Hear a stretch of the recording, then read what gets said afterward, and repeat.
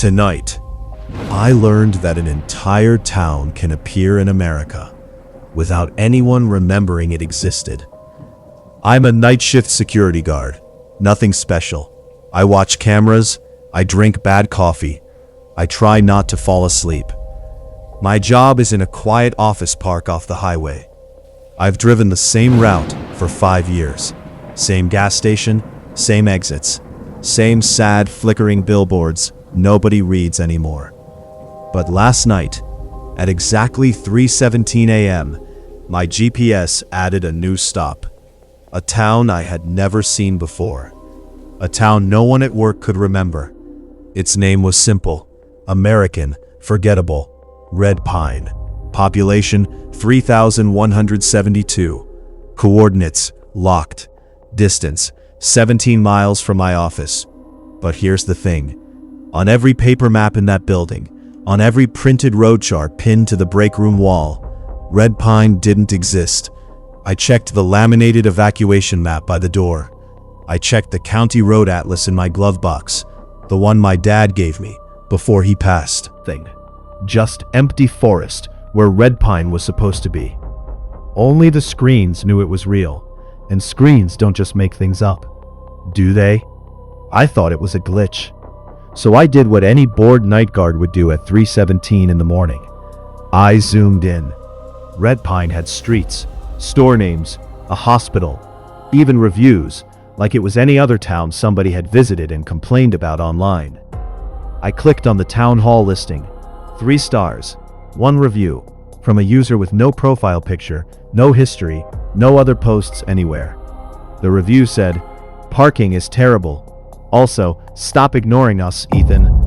My name is Ethan. I've never been to Redpine. I've never reviewed anything in my life.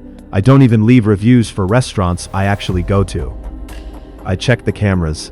Same boring parking lot, same silent hallways. Nothing unusual on any feed. But on the screen, inside the security software itself, the little digital map in the corner had updated. Nearest emergency shelter, Redpine Municipal Center, 17 miles, northeast. I tried to print the page. The printer jammed. When I finally pulled the paper free, it came out completely blank. Only the outline of a town. No street names, no labels, just a faint gray shape, like the ghost of a map somebody forgot to finish. I called the support number linked to the GPS app just to report a bug.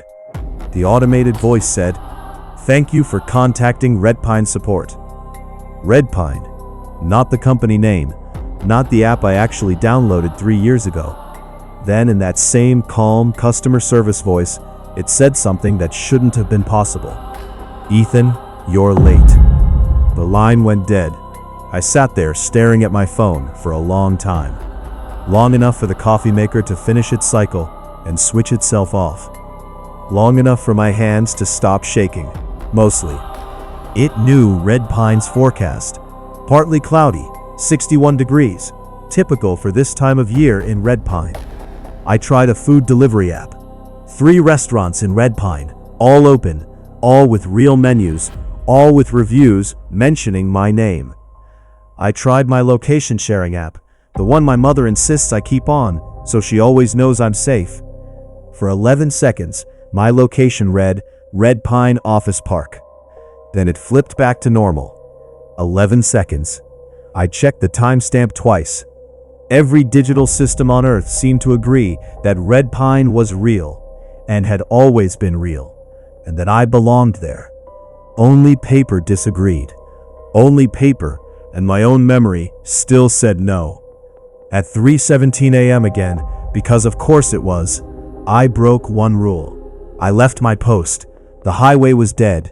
No cars, no trucks, just my headlights cutting a narrow tunnel through the dark, and the GPS voice repeating, calm and patient, "In 17 miles, turn left into Redpine." But there had never been a left turn there. I knew this road like I knew my own face in the mirror. I'd driven it 1,000 times. After 15 minutes, the first wrong thing happened. The big green overhead sign, the one that always said, Exit 16, Stonebridge, flickered. For less than a second, it said, Exit 17, Redpine. Then it went back. Stonebridge, same as always. I told myself it was exhaustion. I told myself a lot of things that night. I kept driving. At mile 17, the GPS said, turn left. There was no road, just trees, a solid wall of black pressing against my headlights.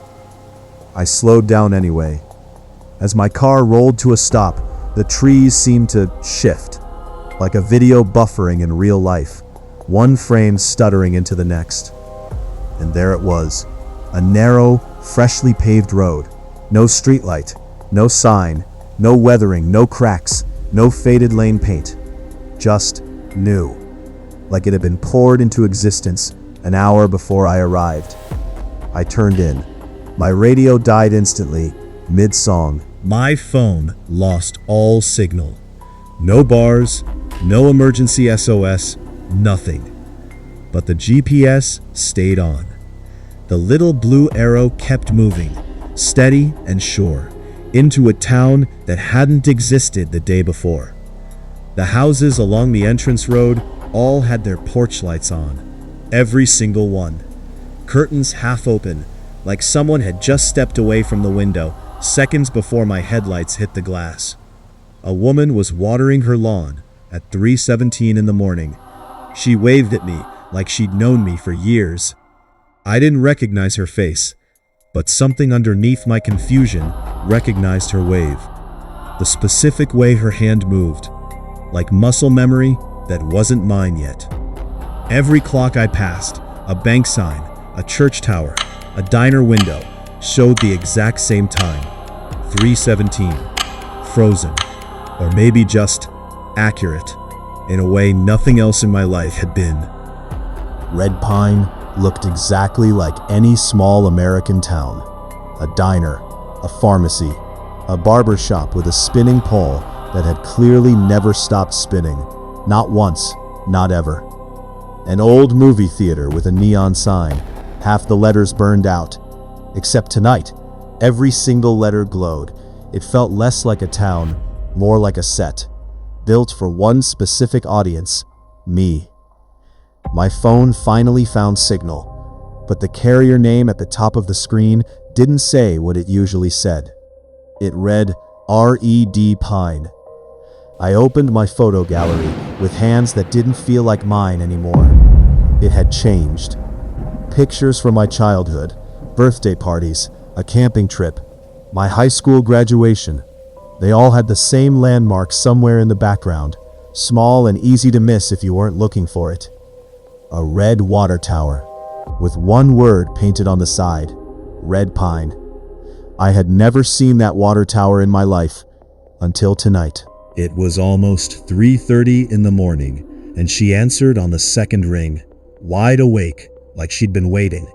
"Ethan, why are you calling so late?" I asked her one question, the only question that mattered. Where did I grow up? There was a long pause, longer than a bad connection should cause. I heard her breathing change.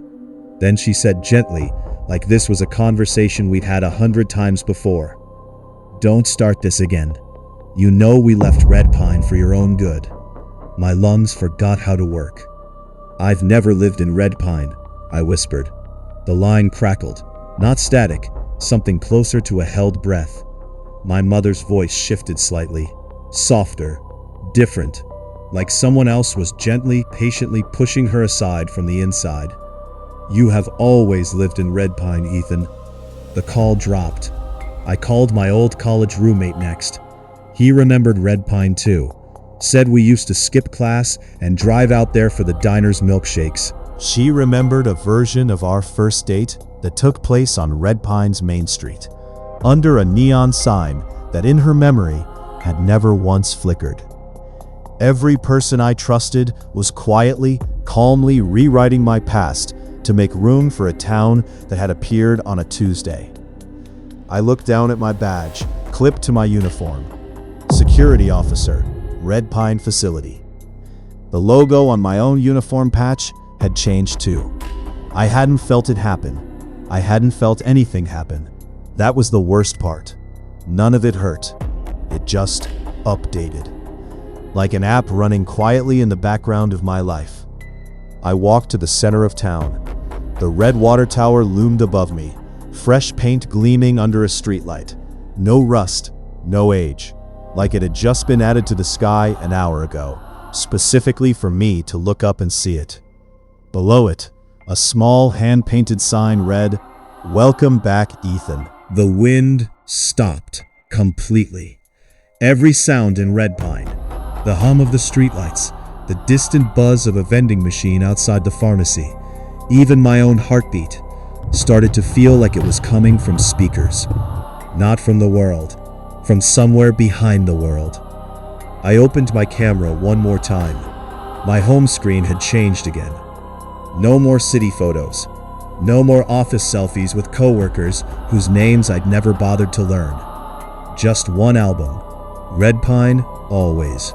I tapped my contacts list. I didn't recognize a single name, except one.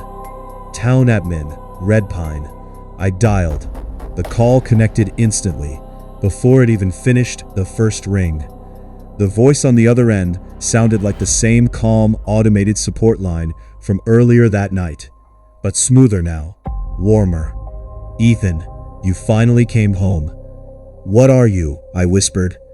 "We're the part of this country people forget, the exits you never take, the towns that vanish from maps, the years that don't quite make sense when you try to remember them." "Why me?" "Because you kept ignoring us. You kept taking the same highway, the same job, the same silent nights. You were already a ghost in your own life, Ethan. We're just correcting an error." Behind me, every door on Main Street clicked open at once, perfectly synchronized. I turned to run back toward my car. The street where I'd parked it was gone. In its place stood a single structure, an elevator, freestanding, in the open air, no cables, no shaft holding it up, just two brushed steel doors standing perfectly upright in the middle of an empty lot. The display above it glowed a soft, clinical blue. "Lobby, Redpine." The voice on the phone said almost kindly, "If you get in right now, we can take you back. Your old city, your old job, your old empty routine. You'll forget Redpine ever existed." My hand hovered over the call button, then over the elevator's brushed steel panel. "And if I don't get in?" I asked. The lights in every building flickered once, in unison. In the dark reflection of the elevator doors, I saw myself standing behind me on Redpine's Main Street. He looked calmer than I'd ever felt, happier, settled, like someone finally remembering something, instead of slowly, quietly forgetting everything that mattered. "Then you stay," the voice said, "and the old world forgets you existed. No missing person flyer, no case, no mystery, just corrected data." I thought about my life, the empty office park at 3 a.m., the silent commutes, the coworkers whose names I'd never learned, the years that had already started to blur together before I ever found Redpine. Maybe I'd already disappeared years ago, and nobody had noticed, not even me. Slowly, I took my hand off the elevator panel. "I'm tired of being forgotten," I said. "I'll stay." The display above the elevator changed, from lobby, Redpine, to a single word. "Home."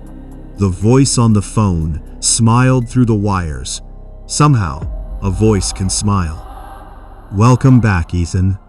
Every light in Redpine dimmed to a soft, warm glow, like a whole town exhaling at once. And somewhere far away, on a highway I used to drive every single night, a little town quietly disappeared. From every map, every GPS, every memory, including mine. If a town appears on your map tonight, don't go looking for it. But now, it's your turn. Tell us in the comments, what do you think Ethan chose? A. He escaped and returned to his old life. B. He accepted Redpine and became part of the town forever. Comment A or B and tell us why. Like this video if it gave you chills. Leave your theory in the comments. Subscribe to Whisper Dark if you dare. Because if Redpine ever appears on your map, don't go looking for it. It already knows your name.